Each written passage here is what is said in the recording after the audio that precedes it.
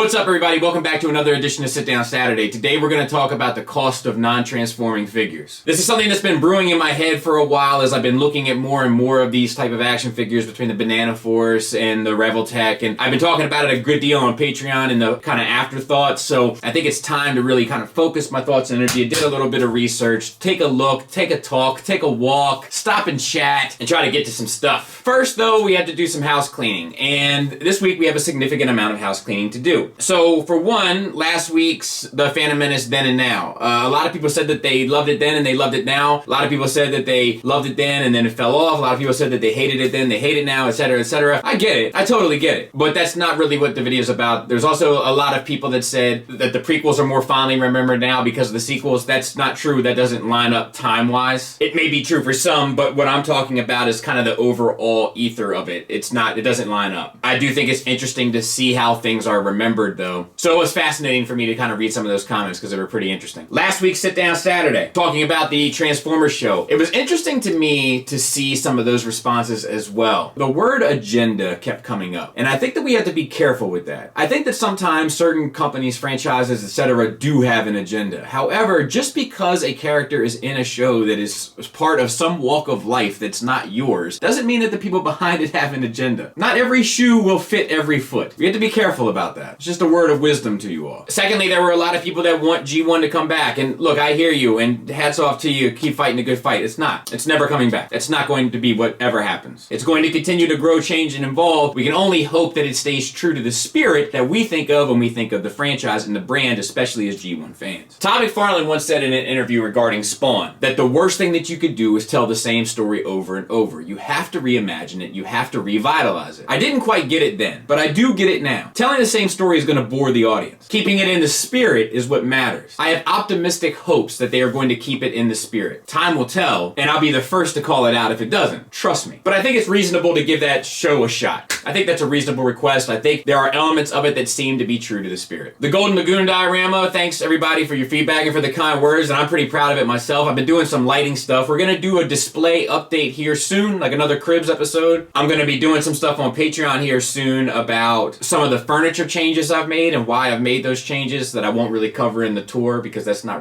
about the furniture, right? It's about the product. Whereas, you know, the kind of display mindset is more interesting to me in some ways, so I want to have a platform for that as well. There were a lot of people that was like, you know, why don't you put more Golden Lagoon in it? Well, the problem is that the figures are so large, they need to occupy a good bit of space. So it's a tightrope balancing act, really, is what it is. It's trying to pay homage, trying to tip your hat to the franchise, to the brand, to the episode, etc., etc. Meanwhile, having the ability to display the figures in a way that gives them all a bit of shine and allows you to appreciate them. But I'm happy with that one. And I just recently made some changes, some rearranging changes to my Damn diorama that I think I did a video on. I know I did one on Patreon, but after redoing my lights there, I made some posing changes in regards to Megatron, specifically Soundwave as well, just to kind of put them more in the light and give it a little bit more of a dynamic look. I'm loving it. I'm loving it. So one day I might be doing a video here soon about posing in display. Or maybe that'll be something for the Dummies to tackle. Either way, it's coming. This is Saturday morning, bright and early. The Dummies recorded March's episodes last night, so while you guys are all enjoying your cup of coffee, maybe I'm recovering from a slight hangover. But enjoy your cup, by all means. And then we went over the Count Dooku figure this week. A lot of interesting responses there in regards to that versus the SHF. I'm really thinking about doing a comparison there for a Force Friday, because I think there's a lot to talk about. I don't necessarily disagree with anyone in the comments. However, I feel like it's complicated. I'm gonna wait for it. But I think there's some meat on that bone to get to, so to speak. I also have a new t-shirt available for scale use only. Last week, I know the previous shirt upset and rattled the cage a little bit. That's okay. Apparently, it ended up causing some discussion in the message boards and stuff, and like, that's what I'm here to do, is cause some discussion and get people talking. At first, I was irritated because I thought it was a pitchfork rally, but I think it ended up being kind of a discourse between people back and forth, and that's kind of my job here. And I want to give a shout out to Shoky Reviews. He is working on a charity for MS, multiple sclerosis. I'll have all of the information in the notes, as well as a link But it's basically a build contest. It goes from now till May. Flames Toys kits are allowed, which is timely for today's discussion. Donations can be made. And ultimately, the fact that it's a charity raised for multiple sclerosis is because of our good friend Nathan Simmons, who was diagnosed with it recently. But the idea is to build 1/100 kits in honor of multiple sclerosis. You can use any Bandai Kotobukiya kit that's 1/100 scale. Flames Toys kits are allowed. Customizing is encouraged, but not necessary. The contest is open worldwide. And like I said, all of the details and stuff will be in the description. You know, build a model and help a guy out and help raise some awareness for multiple sclerosis. And lastly, this Gundam thing that we looked at. I appreciate all the people in the comments on that one telling me what it is. I should have made that clear. I'm not in any way interested in Gundam. I've watched War and Pocket. I've watched some of the Iron-Blooded Orphans. It doesn't speak to me. I'm not here to say it's bad. You know, Joe and I have had discussions about Gundam at length, but the franchise, the characters, they don't resonate with me. So I won't be getting into that in any real capacity. No. But whenever stuff like falls into my lap that I think you guys might be interested in, I do try to take advantage of that. TFCon is next week. I'll be curious to look at the reveals of all that and see exactly what's going on because, you know, production, we've obviously had some production delays due to the conditions and situations and circumstances regarding the world stage at the moment. So I'll be curious to see how that all goes down. Everybody be safe, and I hope for the best for all of it. So let's get into this. So the reason why I want to have this conversation is because non-transforming figures are becoming more and more abundant. We're seeing more brands throw their hat in the ring. We're seeing, in my opinion, great product being released, but it is coming at a cost. And I think the cost can be somewhat confusing, and I am somewhat confused by it as well. So we're going to talk about it broadly, and then I'm going to get into a bit of a discussion regarding it. So let's take a look at, and obviously I can't cover it all, right? I don't know every little nook and cranny that's come out regarding non-transforming figures. I will, however, address as many as I can, okay? And at least the ones that I feel like are most popular on the kind of playing field right now. So let's start with the most popular, right? Flames Toys. Super solid reputation, great sculpts, great engineering, etc., but they definitely come at a price. So their first release was Drift at $299. Their Tarn was $399, a $100 increase. Their Star Saber was also the same price, but their Prime was $450, another $50 increase. Meanwhile, the model kits have all been $35 to $90, most of them being $35 to $50. I feel like the next big company that's coming up out of that is 3A. Now they offer two different size classes, the premium and then kind of the standard. So of the standard, they have the Prime at $189, the B at $144, the Soundwave, which also comes with Ravage, to be fair, at $199, and the Blitzwing at $189. Then they have the B Premium at $419, which is 14 inches, and a die-cast frame, and the Blitzwing at $499, which is 17.5 inches. Now another up-and-coming is this Banana Force. I recently looked at the Prime, which is their take on the character from Robots in Disguise. Great figure, and that came in at $250. There's also this Iron Warrior Pioneer, which is a take on a Prime from Transformers Prime, coming in at an even buck. 100 for those that need clarification. Then there's the Toy Alliance. They did a Megatron and a Prime. The Prime was $180, the Megatron was $199, and they were around 18 inches. And were very well received. I never had the opportunity to mess with one, but I did see one firsthand, and it was beautiful. And then there was the Revoltech Prime, which we recently looked at here, which is 90 bucks, and much more of a kind of 1/12 scale action figure kind of a thing, but 90 bucks. And I'm going to be honest with you, I don't think any of these are poorly made things. I think they're all well made. While we're on the subject though, I will address one thing. This Super 7 Prime, which is $350. 27 inches with 3 points of articulation. Look, if you like it, you win, but I wouldn't.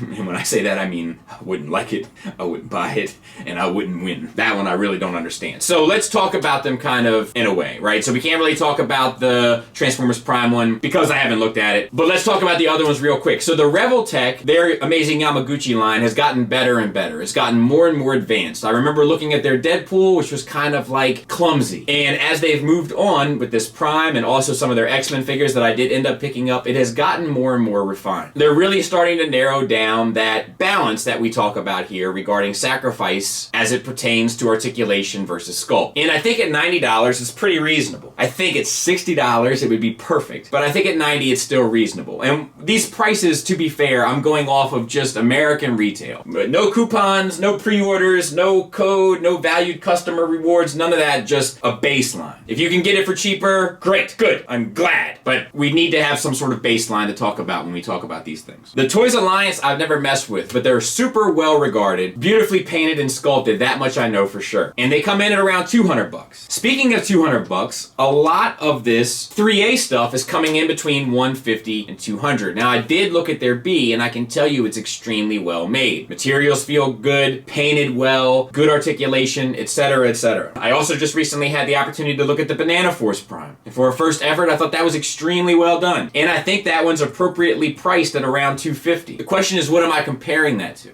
I'm comparing it to a Hot Toys, which is around the same price. And I think for being an independent kind of company, limited resources, etc., with the amount of quality that you get there, seems appropriate. I would say the same thing for 3A. And I would also say that the 3A stuff is appropriately priced in comparison to the Banana Force stuff. And we'll get into that in a bit, but 3A being around 180 to 200, Banana Force being around 250, that seems right. And it seems like you're getting the appropriate thing for the dollar there. Now, when I compare that to the Revoltech, that also seems slightly appropriate. Revoltech being at about half the price. And in my opinion, more appropriately priced at a little bit under that. That would make sense too. Materials are good, but they're not as heavy duty. It's painted, but not as much. It's articulated, for sure, and it's smaller. Now, size doesn't have much to do with price necessarily, but it doesn't counteract the fact that there's a psychological element to all of this that makes you feel like when you spend big money, you should get big things. Which brings us to Flames Toys. And this is where we have to get into the nuts and bolts of this, the nitty-gritty,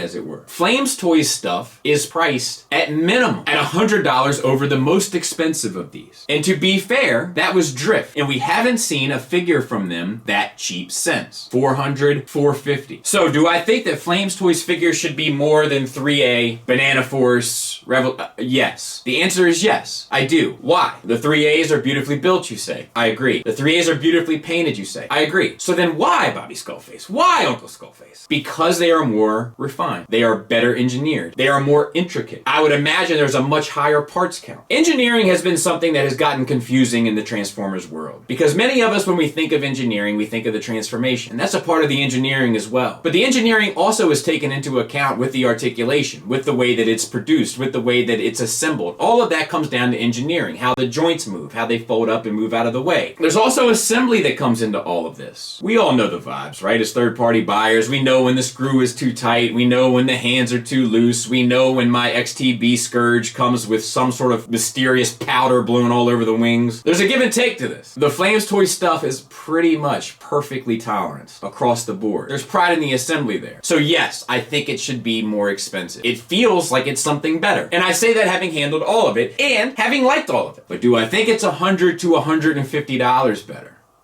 No, I don't. I think the $300 price point should by and large be the target for Flames Toys. This stuff is expensive, and many people don't understand it. Many people can't fathom how you could have a Transformer that doesn't transform be $100 to $200 more than what they're used to buying. And you won't ever understand it until you deal with it. And when you deal with one, you'll be like, oh, this is more expensive because it's better. And when I say better, I don't mean necessarily for you, but the materials are better. The engineering is better, etc., etc. It's denser. It's more solid. It's all the things it should be because it doesn't have to transform. If it felt like a transforming figure, that would be a slap in the face. It's sacrifices, right? Because you're not willing to do this. It has to be better here. And I think that for the most part, this stuff is appropriately priced. But I'd be lying if I said that Flames Toys now being juxtaposed to some of the great things that 3A is doing, I'd be lying if I said it doesn't feel a little high now. I still think it should be more, and it's not up to me to demand for them to justify their price point. I'm sure they're taking into account things that I am not. However, what I can take into account is the consumer response. And the consumer response is Flames Toys is great, but having handled some of these other products that do a similar thing, perhaps not as well, but do a similar thing and are far cheaper, where is the differentiation? And there should be some, but I'm not sure it should be this vast. And I say that as a lover of Flames Toys. Now, some of you might say, well, what about the model kits? The model kits are cool, and they're worth talking about for the sake of addressing that they exist, but they're not really a player in this game. This mission is not for them. I have these two beautifully painted by Shaun Diesel. Couldn't be happier with them. But the paint is probably the best thing about them. Next being the skull. But it's a model kit. It doesn't have to do the same thing. But these figures do. And they do it well. But they do it at a far greater penny than what I feel like they should now. And that's only comparing them to their competition. Obviously, it's not a direct competition, because if you're buying IDW inspired stuff, you're not necessarily interested in the movie stuff, and vice versa. But this is the market, right? This is supply and demand, this is healthy competition. And maybe some of these people playing in the same pot can help balance out the price a little bit. Let me give you an example. I can go to Applebee's and get a steak for 15 bucks. That's fine. And you can play the little quiz game there and have a blast. Or I can go to Texas Roadhouse and get a steak for $30. That $30 steak is twice as good as that Applebee's steak. I'm willing to pay twice the money. Let's take Ruth's Chris. Ruth's Chris steak, 50 to 60 bucks. That Ruth's Chris steak is better than the Texas Roadhouse steak, which is also better than the Applebee's steak. But I'm not sure it's twice as good. And that's the situation I'm falling into with Flames toys these days. Don't get me wrong, I love them. Love, love, love them. But justifying the price is becoming a bit trickier with some of the other things that are out there. And I say that to once again emphasize, I think that Flames Toys is the best at doing this. I don't think that there is anyone that does them as well. But I'm not sure if Flames Toys is doing them $150 better. I think $300 should be the target point for most Flames Toys product after dealing with some of the competition.